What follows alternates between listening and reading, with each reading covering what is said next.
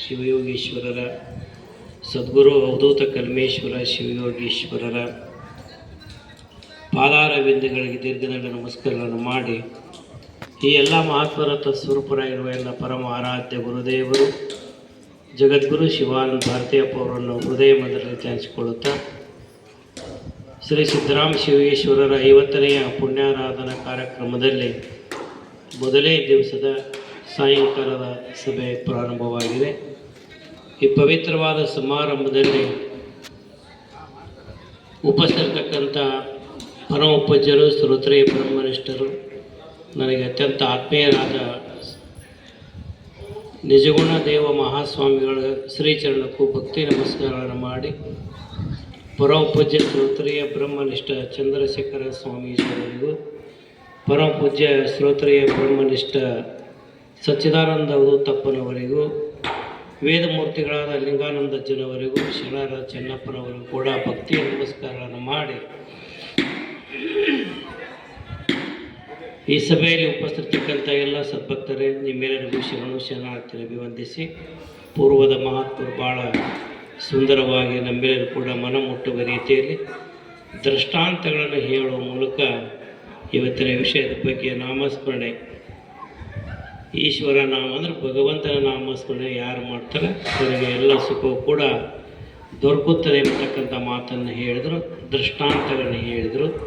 ಹಾಗೆ ಪರಮಾತ್ಮ ನಾಮಸ್ಮರಣೆಯನ್ನು ಅಥವಾ ಪರಮಾತ್ಮರ ಸ್ವರೂಪರೇ ಯಾರಾದರೆ ಸದ್ಗುರು ದೇವನಿದ್ದಾನೆ ಅಂಥ ಗುರುದೇವರ ಸ್ಮರಣೆ ಸದಾಕಾಲ ಯಾರು ಮಾಡ್ತಾರೆ ಅವ್ರಿಗೆ ಬೇಕಾಗಿರ್ತಕ್ಕಂಥ ಎಲ್ಲ ಫಲಗಳನ್ನು ಕೂಡ ಭಗವಂತ ನಮಗೆ ನೀಡುವಂತನಾಗುತ್ತಾನೆ. ಸುಲಭವಾಗಿರ್ತಕ್ಕಂಥ ಸಾಧನೆ ಯಾವುದಂದ್ರೆ ಈ ಕಲಿಯುಗದಲ್ಲಿ ನಾಮಸ್ಮರಣೆ ಅಂತ ಹೇಳ್ಕೊಂಬಂದಿದ್ದಾರೆ.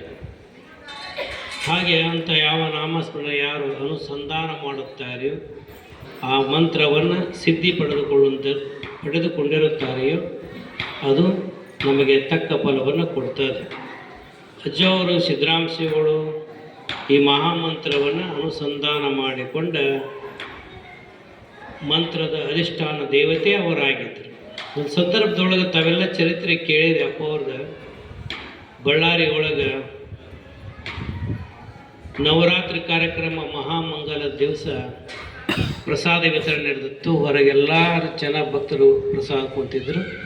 ಮಳೆ ಬರೋ ಸಂಭವ ಇದ್ದಾಗ ಅಜ್ಜವ್ರ ಕಡೆ ಬಂದ 4 ಜನ ಹಿರಿಯರು ಹೇಳಿದರು, ಅಪ್ಪ ಮಳೆ ಬರೋಂಗೆ ಕಾಣ್ತೈತ್ರಿ ಅಂದಾಗ ಹೊರಗೆ ಬಂದ ಇದೇ ಮಂತ್ರವನ್ನು ಅವರು ನೋಡಿದರು. ಓಂ ನಮಃ ಶಿವಾಯ ಅಂತ ತಮ್ಮ ಬಲಗೈಯನ್ನು ಆಕಾಶ ಕಡೆ ಎತ್ತರಕ್ಕೆ ಮಾಡಿ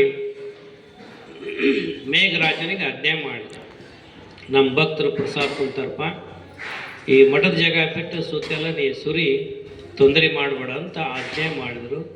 ಅಂಥ ಮಹಾತ್ಮರ ತಪಸ್ಸಿನ ಶಕ್ತಿ, ಮಂತ್ರದ ಶಕ್ತಿ, ಬರ್ತಕ್ಕಂಥ ಮಳೆ ಮಠದ ಆವರಣ ಬಿಟ್ಟು ಎಲ್ಲ ಕಡೆ ತುಂಬ ಮಳೆ ಸುರಿತು.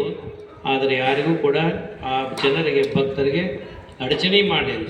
ಕಾರಣ ಏನು ಅಂದರೆ ಮಹಾತ್ಮರಲ್ಲಿರ್ತಕ್ಕಂಥ ಒಂದು ಶಕ್ತಿ, ಮಂತ್ರದ ಪ್ರಭಾವ. ಆದ್ದರಿಂದ ಆ ಮಂತ್ರವನ್ನು ನಾವೊಬ್ಬರ ಅದನ್ನು ಮಂತ್ರನ ಬೈಪಾಟ್ ಮಾಡಬಾರ್ದು. ಒಬ್ಬ ಯೋಗ್ಯರಾಗ್ತಕ್ಕಂಥ ಸದ್ಗುರುವಿಗೆ ಶರಣಾಗತಿಯಾಗಿ ಗುರುಗಳಿಂದ ಮಂತ್ರ ದೀಕ್ಷೆ ಪಡೆದುಕೊಂಡು ಮಂತ್ರವನ್ನು ಯಾರು ತದೇಕಚ್ಚದಿಂದ ಪಠನ ಮಾಡ್ತಾರೋ ಆ ಮಂತ್ರ ಅವರಿಗೆ ಸಿದ್ಧಿ ತಂದು ಕೊಡ್ತದೆ.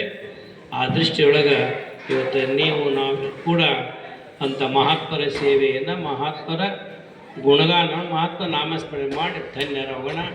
ಅಂಥ ಸದ್ಬುದ್ಧಿಯ ಗುರುದೇವ ಎಲ್ಲರಿಗೂ ಅನುಗ್ರಹ ಮಾಡಲೆಂಬುದಾಗಿ ಹೇಳಿ, ನಾಳೆ ಬೆಳಗಿನ ಸಮಯದೊಳಗೆ ಬ್ರಾಹ್ಮಿ ಮುಹೂರ್ತದೊಳಗೆ ರುದ್ರಾಭಿಷೇಕ ಮಹಾಪೂಜೆ ಮಹಾಮಂಗಲ ಜರುತ್ತದೆ. ಅದಕ್ಕಿಂತ ಪೂರ್ವದೊಳಗೆ ಬೆಳಗಿನ 6 ಗಂಟೆಗೆ ನಮ್ಮ ಗ್ರಾಮದ ದೇವಿ ಉಪಾಸಕರಿಂದ ಜಗಜ್ಜನನಿ ಬಗಳಾಂಬ ದೇವಿಯ ಪಾರಾಯಣ ಕೂಡ ಜರುತ್ತದೆ. ತಾವೆಲ್ಲ ಭಕ್ತರು ಶುಚಿರ್ಭೂತರಾಗಿ ಬೆಳಗಿನ ಸಮಯದಲ್ಲಿ ಬಂದ ತಾವು ಕೂಡ ಅದರ ಪಾಲ್ಗೊಂಡ ದೇವಿ ಚರಿತ್ರೆಯನ್ನು ನಾವು ಕೇಳಿದ್ದು ಧನ್ಯರಾಗ್ತೀವಿ. ಅಂಥವ್ರು ಬರಬೇಕಂತ ಹೇಳ್ತಾ ಪಾರಾಯಣ ಮುಗಿದಾದ ಮೇಲೆ ಮಂಗಾರತಿ, ಎಲ್ಲರಿಗೂ ಪ್ರಸಾದ ವ್ಯವಸ್ಥೆ ಯಥಾ ಪ್ರಕಾರ. ಸಾಯಂಕಾಲ ಮತ್ತೆ 7 ಗಂಟೆಗೆ ಭಜನೆ, ಆಮೇಲೆ ಪ್ರವಚನ ಕಾರ್ಯಕ್ರಮ. ನಾಳಿನ ತೊರಗಲ್ಲ ಒಂದು ಅಪ್ಪ ಅವರು ಬರ್ತಾರೆ. ಇನ್ನೂ ಅನೇಕ ಮಹಾತ್ಮರು ಕೂಡ ದಯಮಾಡಿಸ್ತಾರೆ. ತಾವೆಲ್ಲರೂ ಬಂದ ಕಾರ್ಯಕ್ರಮ ಭಾಗವಹಿಸಿ ಪೂಜ್ಯರ ಕೃಪೆ ಪಡ್ಕೊಂಡು ಧನ್ಯರಾಗಬೇಕಂತ ಕೆಲವು ಮಾತುಗಳ ಸಂದರ್ಭದಲ್ಲಿ ಹೇಳಿ ತನ್ನೆರಡು ಮಾತು ಮುಸುತ್ತಲೇ ಹರ ಓಂ ಶಾಂತಿ.